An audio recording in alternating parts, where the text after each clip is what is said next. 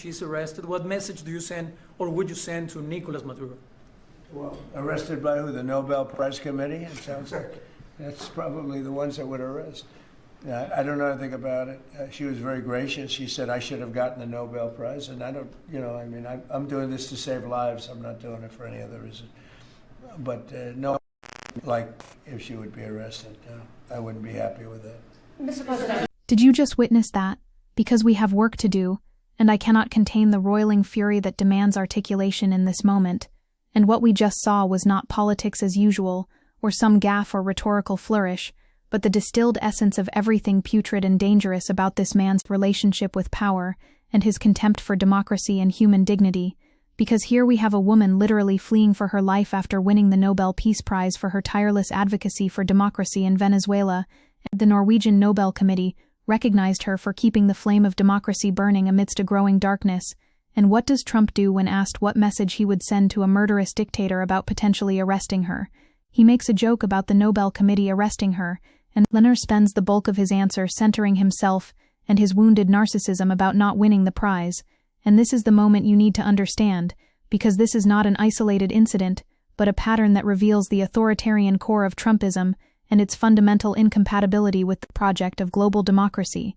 And the stakes here are not abstract but immediate, because while Trump is whining about prizes, Machado has been in hiding since last year, after authorities expanded arrests of opposition figures following a disputed election, and faces threats to her life with Maduro's government warning she would be considered a fugitive by authorities should she leave Venezuela. And when you watch that clip, you're seeing the collision of two incompatible worldviews, where one woman risks everything for the principle that democracy is essential to peace, and another man cannot see past his own reflection even when a Nobel laureate's life hangs in the balance. Listen to me, because this gets worse, and you need to understand the full horror of what's happening here. And Machado dedicated her Nobel Prize to Trump for his decisive support of our cause, and what did she get in return? A man who, when asked directly about her potential arrest by a dictator, couldn't muster more than a lukewarm "I wouldn't be happy with that," before pivoting immediately back to himself and his grievances about not winning prizes. And this is the transactional narcissism of authoritarian personality disorder, on full display, where human lives become props in the never-ending drama of ego maintenance. And Trump openly admires strongman leaders and aspires to govern as one, even fantasizing about shooting his political enemies and ruling as a dictator, according to multiple analyses of his authoritarian tendencies. And what we're watching in this Venezuela moment is Trump revealing his true sympathies, because when forced to choose between supporting a democracy activist and maintaining his ambiguous relationship with a dictator, he chooses neither, but instead chooses himself. You want to talk about what just happened literally hours ago, because Venezuelan opposition leader María Corina Machado was absent from the Nobel ceremony today in Oslo, and organizers said she had done everything in her power to attend today's ceremony, but that her journey involved extreme danger, and her daughter had to accept the prize on her behalf, while the United States has struck more than 20 boats alleged to be trafficking narcotics, killing at least 87 people in Trump's Caribbean military buildup, and Trump is threatening to order land strikes on targets in Venezuela as part of what experts describe as a regime change operation. And this is the context Trump was asked about, and he turned it into a comedy routine about who arrests Nobel laureates, and then a soliloquy about his own victimhood. And when you understand that U.S.-imposed regime change through force would likely weaken the Venezuelan opposition, which has grown prominent under the leadership of María Corina Machado, according to foreign policy analysts, you begin to see how Trump's combination of narcissism and militarism creates the worst possible outcome, where he won't genuinely support democracy activists, but he will use military force in ways that undermine them. The pattern here demands your attention, because this is about Trump's systematic affinity for authoritarian rulers. Trump has been on record praising Saddam Hussein, Vladimir Putin, Kim Jong-un, China's handling of Tiananmen Square, offering gushing admiration for Beijing's ruthless control, and struggling to contain how impressed he is with his benefactor in Moscow. Trump told journalist Bob Woodward, "The tougher and meaner authoritarian leaders are, the better I get along with them." And this is not speculation or partisan interpretation, but Trump's own documented statements revealing his psychological identification with strongman power.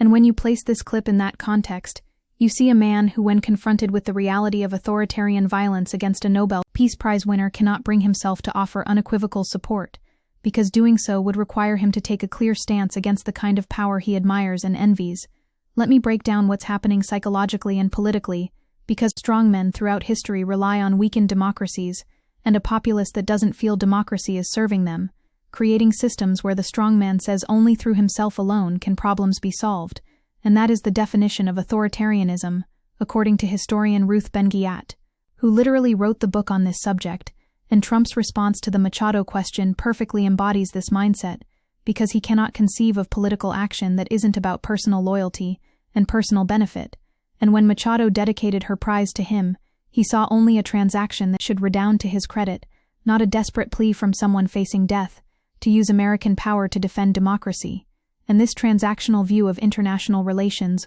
where everything is about what Trump personally gains, explains why the Trump administration has removed both the external checks and the moral weight of U.S. disapproval on the world stage, by dismantling pro-democracy programs and tolerating, and at times embracing strongmen, and the result is that autocrats worldwide have escalated their crackdowns, knowing America under Trump will not stand as a champion of democratic values. You need to understand the Venezuelan context because this is not some distant abstraction, but a real crisis with real people suffering under real dictatorship. Machado won an opposition primary and intended to challenge Maduro, but the government barred her from running, and the lead-up to the July 28 through 2024 election saw widespread repression, including disqualifications, arrests and human rights violations, and after the fraudulent election at least 2,200 persons were arrested, and 25 killed, with Maduro announcing plans to continue seeking arrest of dissenters, and more than 2,400 people were arrested, 28 killed and about 200 injured in protest.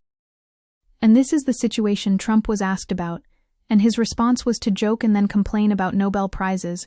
and you cannot separate this from his broader pattern, because Trump appears intent on toppling Maduro's regime, including through military force and covert action, but he does so not out of commitment to democracy, but as part of what he frames as drug interdiction and border security, wrapped in the language of American dominance. The progressive critique here is essential, because we have to name what's happening, which is that Trump represents a form of American nationalism that is perfectly compatible with authoritarianism abroad, as long as American interests as Trump defines them are served, and Trump announced a Trump corollary to the Monroe Doctrine elevating the Western Hemisphere as the top U.S. international priority, and tying U.S. security directly to maintaining U.S. preeminence in Latin America.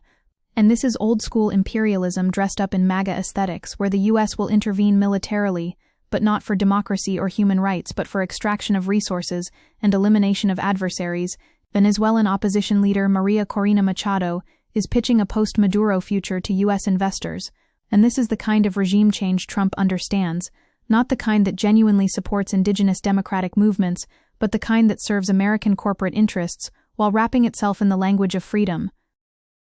Listen to the specifics of Trump's answer because they reveal everything, and he says arrested by who? The Nobel Prize Committee, as if the question itself is absurd, and then he says it sounds like that's probably the ones that would arrest. And this is Trump's tell because he's deflecting from the actual question about Maduro arresting Machado by making a joke that allows him to avoid taking a stance, and then he pivots immediately to, she was very gracious. She said I should have gotten the Nobel Prize, and you hear in that phrasing the transactional expectation that her praise of him should have resulted in him getting an award, and then he says, I'm doing this to save lives. I'm not doing it for any other reason, without specifying what this even is, because Trump's foreign policy is so incoherent that he cannot articulate what he's actually doing in Venezuela beyond military posturing and sanctions, and finally, after all that self-centered rambling, he offers, if she would be arrested, I wouldn't be happy with that, which is possibly the weakest formulation imaginable when discussing a Nobel Peace Prize winner facing imprisonment or death at the hands of a dictator.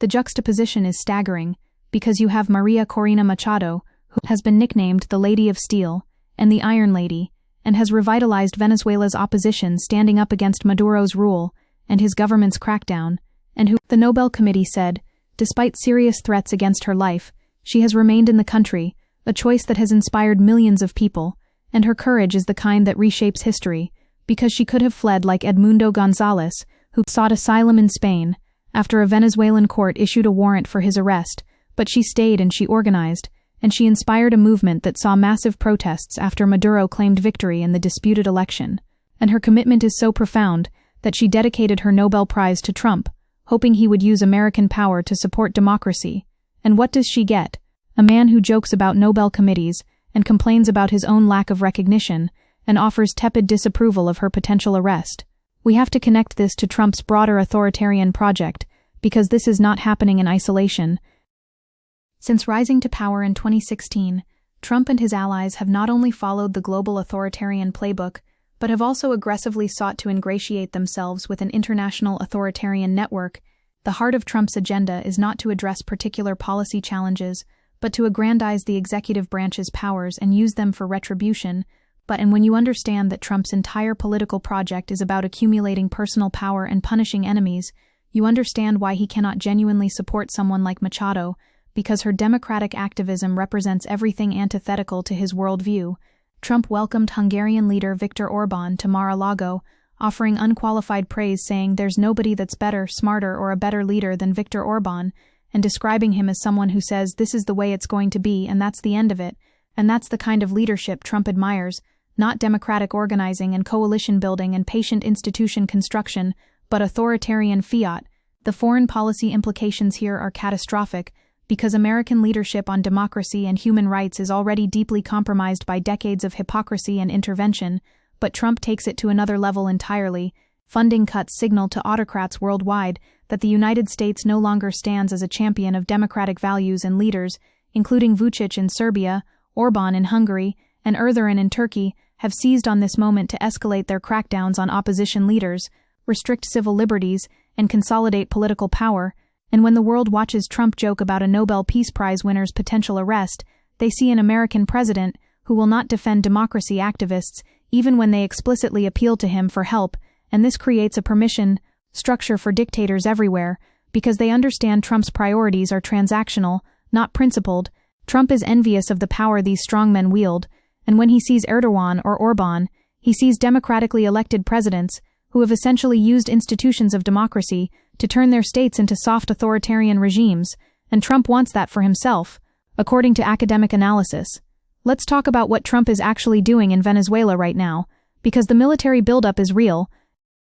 More than a dozen warships and 15,000 troops are in the region as part of Operation Southern Spear, and the U.S. military has killed dozens of people in boat strikes, and Trump has been briefed on a range of options, including strikes on military or government facilities, and special operations raids, and the official justification is drug interdiction, but regime change is a possible side effect of those efforts. And this is the problem, because Trump is willing to use military force and kill people, but not in support of democratic movements, and not in genuine partnership with people like Machado, but in pursuit of some combination of domestic political posturing about being tough on drugs and immigration, plus whatever resource extraction deals might be available in a post-Maduro Venezuela. Administration officials say the hawk in Venezuela is Donald Trump, followed by Stephen Miller, followed by Marco Rubio. So this is coming from the top, and it represents Trump's desire to project strength without actually supporting democracy. The moral bankruptcy of this approach cannot be overstated, because you have a situation where Machado says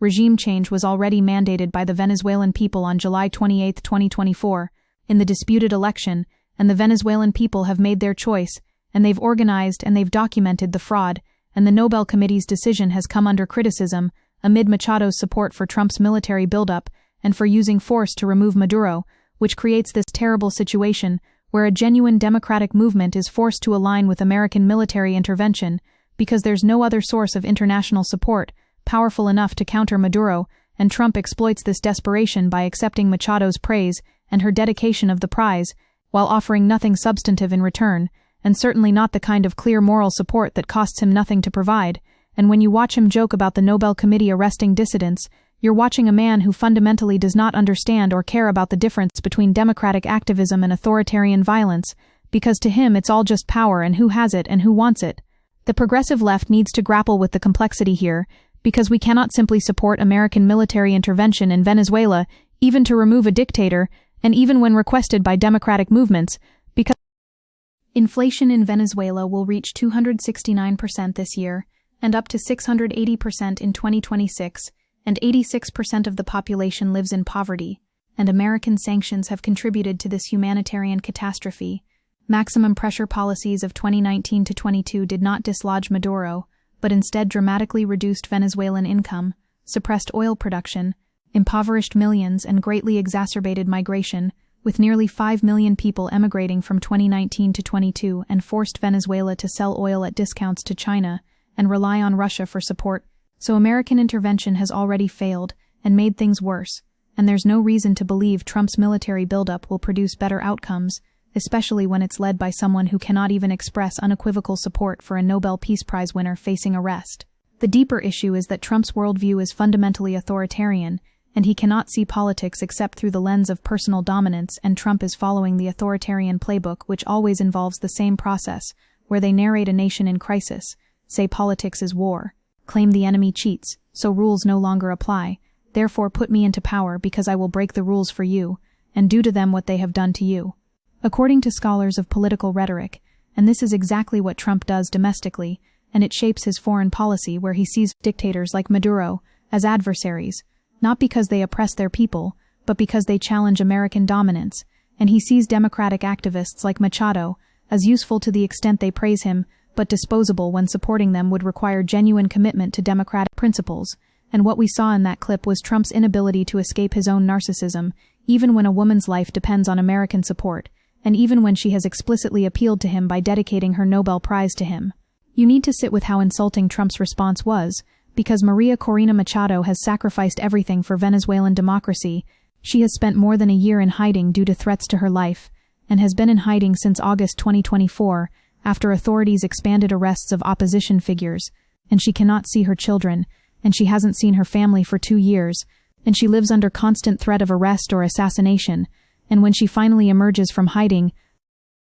her convoy is intercepted by security forces who forced her motorcycle off the road with gunfire, and she was forcibly taken away in January, before eventually being released. And throughout all of this, she maintains her commitment to nonviolent democratic transition, and she dedicates her Nobel Prize to Trump. And his response, when asked what message he'd send to Maduro about potentially arresting her, is to make a joke and complain about not winning prizes himself. And if you cannot see the moral depravity in that response, then you have lost your capacity for basic human empathy. The international response to Machado's prize tells you everything about the global democratic crisis, because the presidents of Argentina, Panama, Ecuador, and Paraguay attended the ceremony in a show of support, and all 4 leaders have expressed opposition to Venezuela's ruling Chavismo movement. But Trump couldn't be bothered to send a clear message of support, and there was speculation Trump might win the prize for brokering a ceasefire between Israel and Hamas, and White House Communications Director Stephen Chung accused the Nobel Committee of placing politics over peace,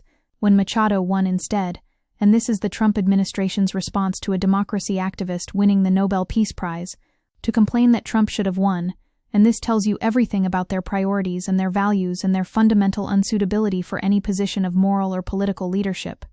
We have to name what's happening in Venezuela as part of the global authoritarian wave, because the Nobel Committee said, when authoritarians seize power, it is crucial to recognize courageous defenders of freedom who rise and resist, and that's what Machado represents, and she's fighting the same forces Trump empowers everywhere else. Machado's speech recounted how the dictatorship responded with terror to the 2024 election, and she wrote, "This prize carries profound meaning. It reminds the world that democracy is essential to peace, and that message is directed at Trump as much as anyone, because American abdication of democratic leadership enables dictators everywhere, and Trump's personal admiration for authoritarian power makes him the worst possible person to support genuine democratic movements, because he cannot distinguish between democratic organizing and authoritarian violence, because to him power is power regardless of how it's obtained or exercised."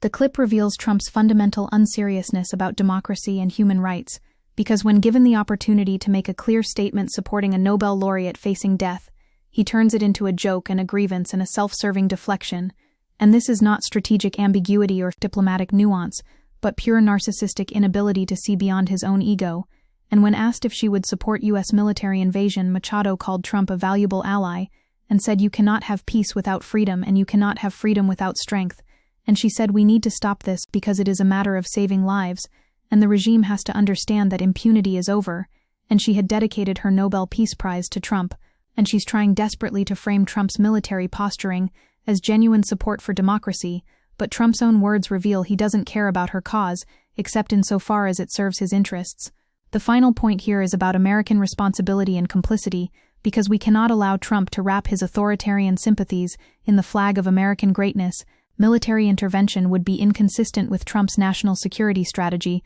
that discourages direct intervention, and U.S.-imposed regime change through force would likely lead to chaos and weaken the Venezuelan opposition, according to foreign policy experts, so even the military action Trump is contemplating will probably make things worse. And meanwhile, he cannot offer basic moral support to a Nobel Peace Prize winner, because doing so would require him to take an unambiguous stance against authoritarian violence, and Trump's entire political identity is built on strongman posturing, admiration for dictatorial power, and this creates an impossible situation where American intervention will be destructive, but American support for democratic movements is hollow and transactional, and ultimately about Trump's ego rather than Venezuelan freedom.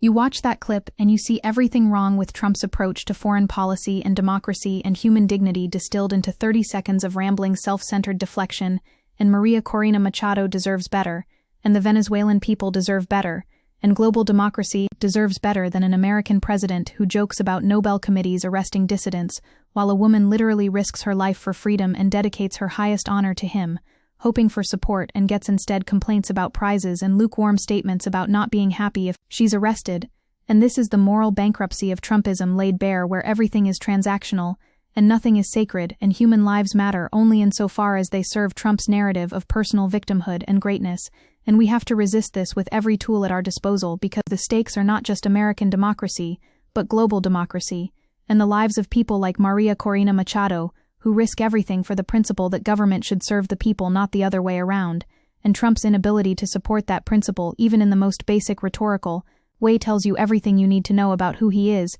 and what he represents, and why the fight against Trumpism is ultimately a fight for the soul of democracy itself.